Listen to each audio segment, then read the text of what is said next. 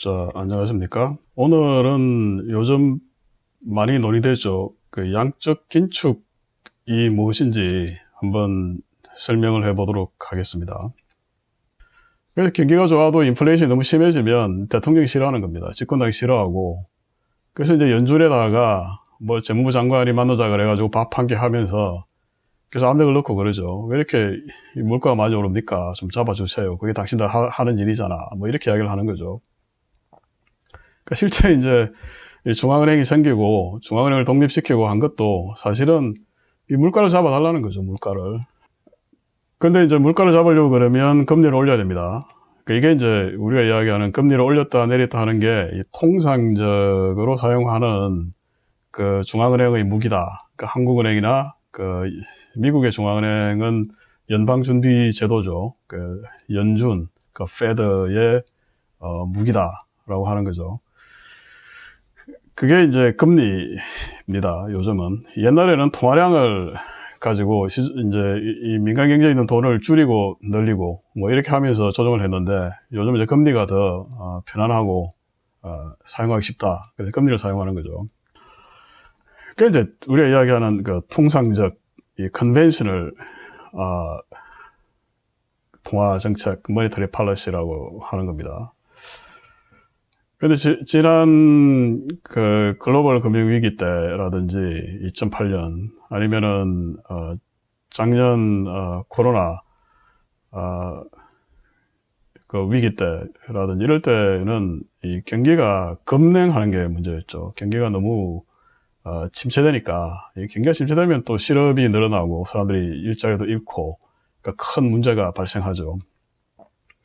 그래서 이걸 이제 이 방지하려고 경기를 부스트 하려고 이제 또 금리를 내렸지 않습니까? 원래 기준금리가 한 2%대 뭐 이렇게 있었는데 이걸 이제 급격하게 팍팍 깎았죠. 그래서 이제 0%까지 내려버렸죠.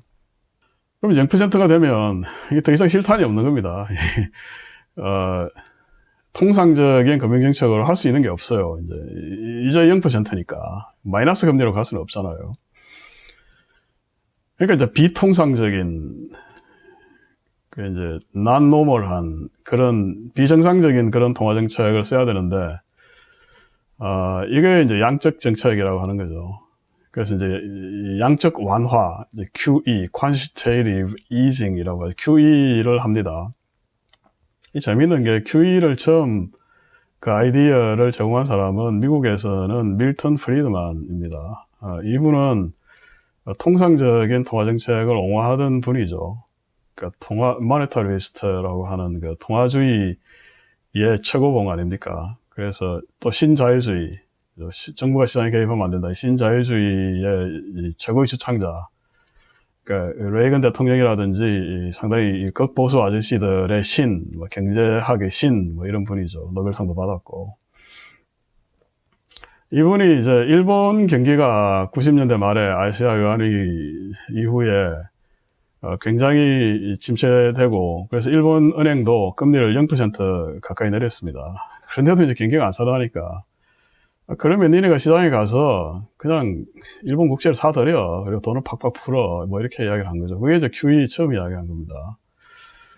그리고 일본에 가서 이제 뒤에 이 금융위기 때 글로벌 금융위기 2008년 때 그때 이제 연준 의장이 된 벤 브랭키 원래 프린스턴 교수죠. 이분이 이제 이분의 주 전공이 금융위기입니다. 그러니까 평생 그 1930년대 대공황을 연구를 했고 그래서 이제 일본이 재미있어 보이니까 또 일본 가서 일본 금융위기를 더 열심히 팝니다. 그래서 이제 돌아가는 거 보고 그 마침 그때 이 신의 한 수 비슷하게 그 앨런 그린스판 연준 의장이 이제 더 이상 할 수가 없어요. 임기 18년 동안 하니까 법사항을 할 수 있는 임기를 다 채워가지고 당시 대통령인 조지 부시 주니어가 바꾸죠. 그러면서 이제 이 금융위기 전문가를 자기 연준 의장으로 딱 지명했는데 금융위기가 딱 온 겁니다. 그러니까 이제 이분이 그 일본이 했던 거를 따라 해가지고 양적 완화를 시행을 하죠. QE를 시행을 합니다. 금리를 내린다고 발표를 했어요. 시장이 콧방귀를 끼고 안 따라주는 겁니다. 그러면 이것들 봐라. 그러면서 이제 채권을 막 사들이는 겁니다. 채권을 막 시장에 사들이면 채권 가격이 오르죠. 아시겠지만 채권 가격이 오르면 그 채권의 그 수익률이 채권의 수익률인 금리는 떨어지죠. 그렇게 해서 연준이나 이 한국은행은 굉장히 많은 채권을 가지고 있죠. 대부분 이제 자산은 그렇게 해서 사들인 채권들이 됩니다. 그래서 이 양적 완화를 하면 이 시장에서 채권을 사들이는 거죠. 그러니까 채권인 그래서 이제 QE를 하면 이 대차대조표가 점점 커지는 거죠. 자산도 커지고 부채도 커지고. 자산 커지는 것은 연준이 더 많이 채권을 가지고 있다는 거고, 부채 커지는 것은 이 민간 경제에, 이 경제에 돈이 점점 더 많아지고, 유동성이 풍부해지고. 그러니까, 유동성이 풍부해지니까, 물가도 오르겠지만, 뭐 주식도 오르고, 부동산도 오르고, 경제가 다 이렇게 선순환 구조로 갈 가능성이 많아지는 거죠. 자, 그러면, 이렇게 해서 이제 경제가 좋아지면, 아까 서두에 말씀드렸듯이, 뭐 다 좋은 일인데, 이제 인플레이션이 나타나면 문제가 되죠. 이제 최근에 뭐 그런 현상이 나타나고 있는데, 그게 또 이제 2017년도에도 비슷한 현상이 나타났어요. 2015년쯤 되니까 이제 좀 경기가 서서히 살아나고, 이 물가도 오르기 시작하고, 그러니까 이제 연준이 금리를 올리는데 천천히 올리죠. 경제에 충격을 주면 안 되니까 천천히 올리고, 2008년 당시에 그 연준의 대차대조표 그 자산 부채 뭐 크기가 한 1조 달러가 안 됐어요. 정확하게 하면 뭐 9,260억 달러쯤 됩니다. 근데 이제 QE를 강력하게 하면서 이 자산도 늘어나고 민간에 풀린 돈도 늘어났는데 얼마까지 늘어나느냐 하면 무려 4.5조 달러까지 늘어납니다. 거의 5배 커졌죠. 5배 커졌죠. 애가 완전히 그냥 초코인이 되버린 연준이. 이 굉장히 비정상적인 상황이니까 이 눈치를 보다가 2007년 10월부터 노멀라이제이션 이야기가 나옵니다. 정상화로 가겠다라고 하면서 이제 이 연준의 그 대차대조표 사이즈를 줄이기 시작했죠. 그게 이제 QT 처음 한 겁니다, 연준이. 그래서 2017년도 10월 달부터 했는데, 그때 연준 사이즈도 뭐 비슷하게 4.5조 달러. 그죠? 근데 이것을 한 2년 동안 하거든요. 그래서 이제 2019년 9월에 끝나는데, 당시까지 하면 한 7천억 달러 정도 줄입니다. 0.7조 달러 정도 줄여서 그 3.8조 달러쯤 됩니다. 그렇게 이제 감소를 한 거죠. 한 15% 정도 줄입니다. 연준의 자산 사이즈를. 7천억 달러의 돈이 민간 경제에서 이제 연준을 빨려 들어간 거 증발한 거죠.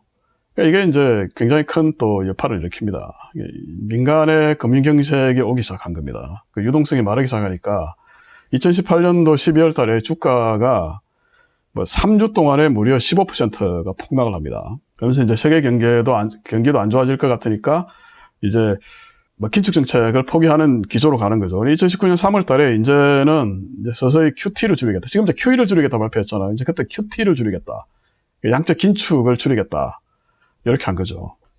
그러다가 이제 2019년 9월 달에 양적 긴축이 끝납니다. 아까 말씀드렸듯이 3.8조 달러까지 줄어드는 거죠. 구체적으로는 QT는 어떻게 하는 거냐. 이게 시중에서 그냥 채권을 파는 거, 연준이 가지고 있던 채권을 갖다 파는 거, 그거는 그냥 통상적인 범주에 통화정책에 들어갑니다. 그러니까 금리를 올리는데 시장이 안 따라오면, 이것들 봐라 하면서 연준이 다시 이제 채권을 팔아서 채권 가격을 떨어뜨리게 하고, 그럼 채권 가격이 떨어지니까 채권 수익률이 오르고, 그러니까 금리가 오르고, 이게 이제 통상적인 어떤 금리 인상의 단계죠. QT는 여기에다가 더 충격을 주는 거죠. 더 빠르게 충격을 주는 겁니다. 어떻게 하냐 하면, 이제, 연준이 채권을 많이 가지고 있을 거 아니에요. 보통은 연방재무부가 발행한 그 국채인데, 이것들이 이제 만기가 되면, 보통은 만기가 되면, 예를 들어서 뭐 100억 달러가 만기가 됐다. 그러면 이제 시중에서 다시 그만큼 사들입니다. 그래서 이제 맞추는 거예요. 자산 규모 자체의 크기를 이제 맞추는데, 내비두는 겁니다, 그냥. 만기가 되면 내비둔다. 그렇게 해서 이제 채권이 만기가 될 때마다 연준이 가지고 있는 채권이 줄어들고, 이렇게 되니까 연준의 자산 사이즈가 자꾸 줄어들죠. 자꾸 줄어들게 됩니다. 그게 이제 QT고, 그러면 연준의 오른쪽 부채도 줄어들겠죠. 부채도 줄어듭니다. 그러니까 시중에 이제 돈이 마르죠. 그러니까 시중의 유동성이 줄어들죠.